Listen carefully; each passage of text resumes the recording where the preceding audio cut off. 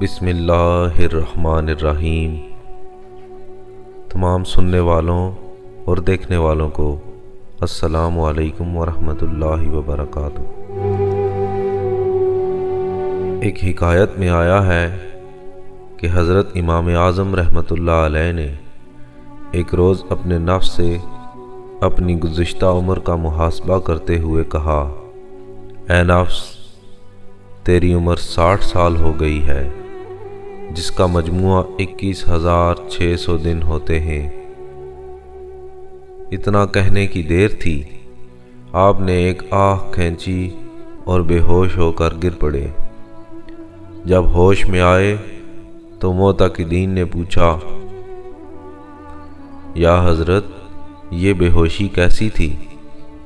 آپ نے جواب دیا، میں نے اپنے نفس سے اپنی عمر کے گزرے ہوئے ایام کا محاسبہ کیا کہ دنیا میں تیری عمر 60 برس کی ہو گئی اور تجھے بلوغت کے وقت تک کی مہلت دی گئی تھی، لیکن تو نے تو ساری عمر کو ہی مہلت شمار کر لیا۔ 60 سالوں کے 21,600 دن بنتے ہیں۔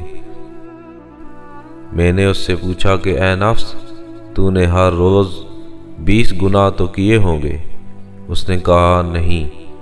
میں نے کہا پھر 10 تو کیے ہوں گے؟ اس نے کہا نہیں۔ میں نے کہا ایک گناہ تو لازمی روزانہ کیا ہوگا؟ اس پر اس نے اقرار کیا۔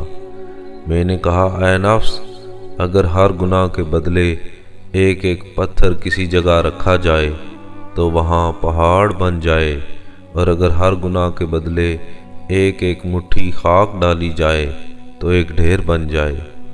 اے نفس، تو نے تو اتنے گناہ آخرت کی ہولناکی اور سزا کے خوف کے باوجود کیوں کیے؟ کیا تجھے خوف نہ آیا کہ تیرے باپ حضرت آدم علیہ السلام کو اللہ نے ایک خطا کے باعث جنت سے نکال کر زمین پر بھیج دیا اور قید خانہ میں ڈال دیا؟ اتنا کہنے کی دیر تھی کہ میرے نفس سے یہ برداشت نہ ہو سکا اور مجھ پر یہ کیفیت طاری ہو گئی۔